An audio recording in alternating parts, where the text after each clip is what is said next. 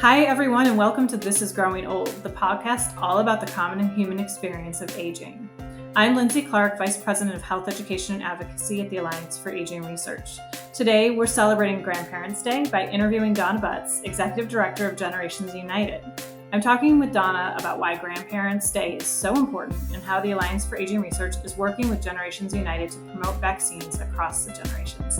Donna, thank you for joining us today.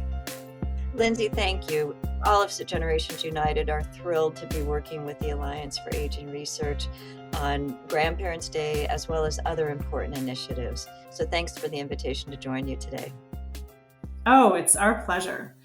Can you get us started by telling our listeners a little bit about the mission of Generations United? Generations United was formed about 35 years ago, and it was organized by the leading children, youth, and aging organizations. And they came together at a time when people, including politicians, were really trying to pit the generations against each other. So our mission was and continues to be to improve the lives of children, youth, and older adults through intergenerational collaboration and public policies and programs for the enduring benefit of all people of all ages, people at all ages and stages of life. So our really unique role is to elevate that intergenerational lens and intersection, whether it's in policy and program and community development. It's elevating the value that people have, again, at every age and stage of life. And one of our founders said, Jack Osofsky, who at the time was head of the National Council on Aging, said, we formed Generations United to argue for a caring society, that realized that our bookend generations, our youngest and oldest, are those that hold our civil society together and make us all stronger. And yet those are the generations that are usually cast aside and not engaged. So we really focus our work on buckets that include spaces and places for all ages, high quality intergenerational programs and practices, and grandparents and other relatives raising children, grandfamilies, and multi-generational families. But again, that unique intersection of intergenerational that values people at every age. Well, it's such an important mission, and I think it's really exciting to work with you on things like vaccination, but also to learn more about what you do. And one of the things I know that's really important to Generations United is Grandparents' Day, which is a campaign that's been taking place every year since 2012. It encourages people to do something grand. Could you tell our listeners more about Grandparents' Day and why it's so important? I'd love to talk about Grandparents' Day. We did start in 2012.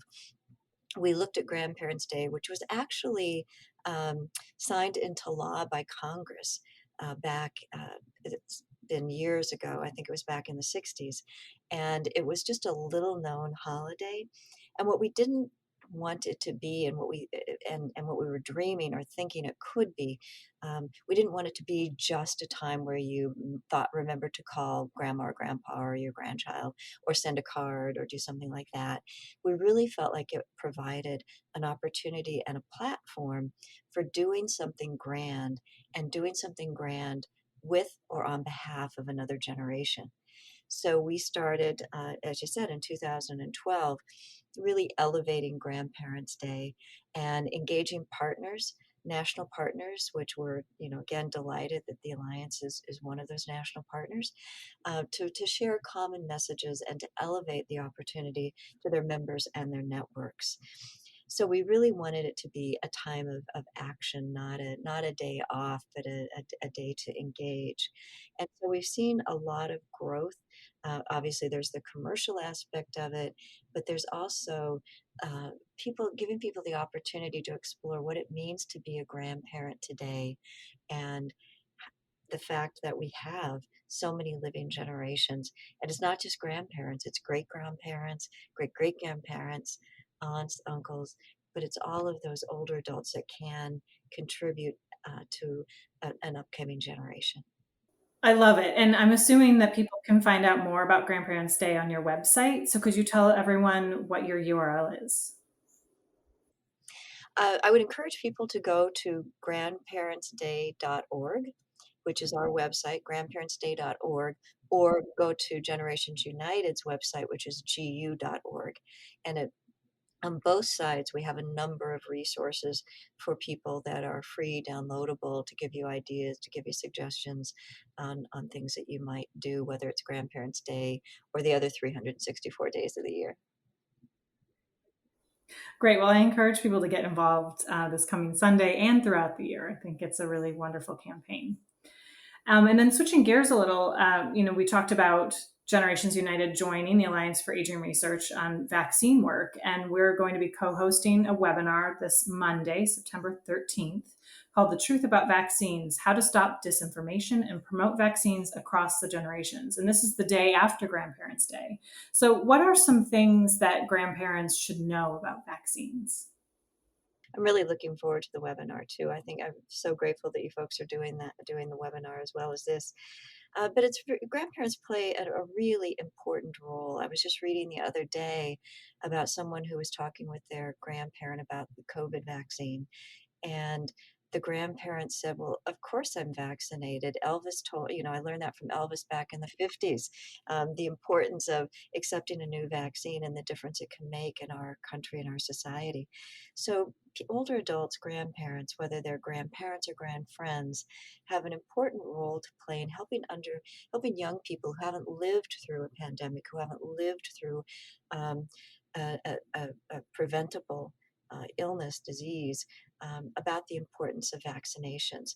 So that's why back in 2015, we started our Value in Vaccinations Across Generations campaign, because too often people were trying to say they were only talking about vaccines for older adults, only talking about them for children or middle generations, and not realizing that we are interdependent. Grandparents don't want to infect their grandchild any more than a grandchild wants to infect an older adult. So grandparents need to be aware that they're getting vaccinated to protect their own health, but they're getting vaccinated to protect those they love. And that's the message they can also share with a younger generation, that their experience of having lived through um, some very difficult times, but also teach them about the importance and the community responsibility and the family responsibility we have. Yeah, so they're clearly playing an important role with their perspective and with their advice. But I'm wondering beyond that, is there another role that we can think about? Why are grandparents so important in this? Why in their role of promoting the vaccines? Well, oftentimes, depending on the group in particular, the elders are still that respected voice, that voice of reason, the voice of wisdom, and their voice is really important in terms of encouraging people why people should get vaccinated. And it's really what we hear so often from people is they want to hear that message from someone who looks like them or someone that they trust or they respect. Now, that could be a medical profession, but in a lot of families and a lot of community, that voice that is respected and is listened to is that of an elder. And that's a role that all of us as we age should embrace and take very seriously. So grandparents do play a key role in promoting vaccinations. And one thing in particular that's important is right now, obviously, we're in the middle of dealing and trying to deal with COVID and the variants that have plagued us. But what has happened is that people have fallen behind in the regular vaccinations. And so that's also the voice that grandparents in particular bring because they remember what it was like before there might have been those other vaccinations. So to share that experience, to share that perspective is very powerful.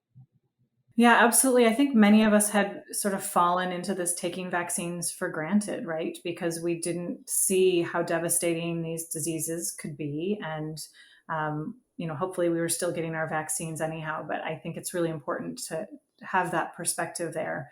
Um, and when it comes to COVID, we know that it's been incredibly devastating for older adults. Can you talk about how COVID-19 has impacted grandparents and grandfamilies and the resources that Generations United offers grandfamilies? Indeed, it's really interesting and sad in so many ways when we first all locked down, realizing the dangers of COVID and the pandemic. Because at that time, if you remember, the message was young and old should not be together. Separate yourself, isolate yourself. Well, if you're raising that 2-year-old or that 4-year-old, you can't isolate yourself. So it was a terrifying time, and it continues to be very scary for grandfamilies, for grandparents that have that responsibility, but also the grandparents who either were providing childcare or have had to step up and provide childcare as a result of so many childcare centers closing and people working from home and needing that relief. So what we did was we immediately created some resources, both for grand families that talked about ways of being safe together under one roof, as safe as you could be, and but also trying to get across where you get factual information, because that's what's so important too. I mean, we all know how many how much misinformation and rumors and things were flying. So we've developed those resources. And then because of the risk of social isolation and the importance of younger and older people staying connected, we were really able to survey programs around the country and learn from programs around the country about creative ways that they were keeping generations connected, even when they couldn't be physically together. So we created a guide, and both of those resources, all those resources actually are on our website, again, gu.org at Generations United. Um, and it has, again, specific ideas, specific suggestions to really help people. But I think that one thing that's also very important is that we have our Grand Voices Network, which are grandparents and other relatives raising children. And they have been wonderful spokespeople, again, voices of reason and wisdom during all of that. We continue to elevate that peer voice as being so important for people as well. Well, those are all resources that are continuing to be important. And then I would expect that once the pandemic is over, things like tips on how to connect with your families long distance. I mean, I think there's a lot of ways that we can continue to employ some of those ways that we were connecting in a really positive way. One of the guides that we have as a part of our vaccine campaign is one that provides sort of case studies and examples and discussion tips and tools for grandparents and other relatives with children. So it gives the Elvis example of when he got the polio vaccine on the Ed Sullivan Show. It gives the example of Baldo, the how the Candidae was started in Alaska. Baldo the dog that made sure that the vaccine got to Nome, Alaska for the children there, so that grandparents and children can talk about could talk in a really healthy way about vaccines, whether we're in a time like we are now, or a time when hopefully we all are hoping for, when we're not going to be facing this as urgently as we are. Absolutely. Hopefully soon. Well, switching topics, I want to ask you something that we ask all of our guests on the podcast. When you were a kid, what did you imagine growing older would be like? I love that question.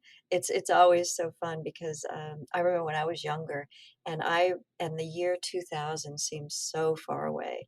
I thought, oh my, I'm going to be 45 in the year 2000. I bet I won't even be alive, let alone be able to move or walk or do any of those kinds of things. So I had this sort of idea in my head that growing older was a sad thing, either sad because you weren't going to be able to do anything, or sad because I would look at some of the older adults who, were less fortunate in terms of the income they made, and they had to continue to work and to work at very hard jobs. Um, but what I really have learned, and I think that I love about doing intergenerational work, is to imagine a different kind of world for people to grow older in. And as I got older and got more perspective on it, I really realized how amazing, growing older can be. The things that you leave behind, the things that you look ahead to, and the things that you realize that you can do if you stay focused on what you can do. So, imagining what growing older was going to be like, and then the way that I think we all are working to grow older, at least I know I am, and many people dear to me are, is really imagining that world that we want to grow older in. Well, to that point, what do you enjoy most about growing older now? I really enjoy the aspect of really having more time to listen. I remember growing older as somebody once describing as it's a time when you realize that you can do the things you never thought you had time to do. Because I think what happens is you start to realize what's really important. And I was talking with somebody the other day about what are the keys to happiness. And one of the keys to happiness is to wake up every day and be grateful for the day. And I think as we grow older, every day I'm grateful for every day. And I like that feeling as opposed to, um, all of the other. I mean, there are still are obviously a lot going on in the world, a lot that we're very engaged in, and that I think that I'm very engaged in. But it's that embracing every day and having that perspective of embracing every day and realizing that how that day develops, you've got some power, some control in it, and we should be grateful. I think that answer sort of echoes some of the other answers we've heard. And I hope that what people take from it is to try to have that perspective when we're younger. Because how valuable would it be to feel that way, even when we're, younger and things seem more anxious and we, have a lot of competing priorities, to have that perspective. So incredibly valuable. So thank you. And Donna, thank you so much for joining us today on This Is Growing Old, for helping our listeners learn about Grandparents' Day and about Generations United. You're doing incredible work, and I hope they go to check you out. I hope so too. And Lindsay, again, thank you very much for this opportunity. And we really are delighted to be working with you. Well, likewise.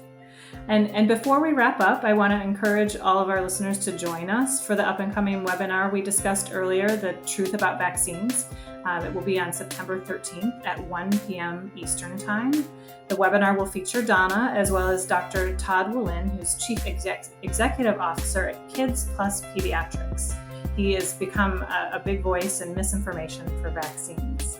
So join us to learn more about how older adults can get the truth about vaccination to share with their loved ones and friends, and to help stop disinformation, address vaccine hesitancy, and protect more people through vaccination.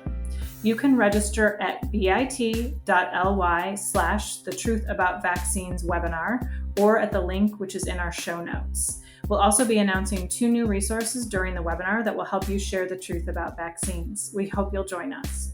And if you're listening to this after September 13th, you can watch the webinar video at agingresearch.org/ourbestshot. And thank you everyone for listening to This Is Growing Old. Our intro and outro music is City Sunshine by Kevin MacLeod.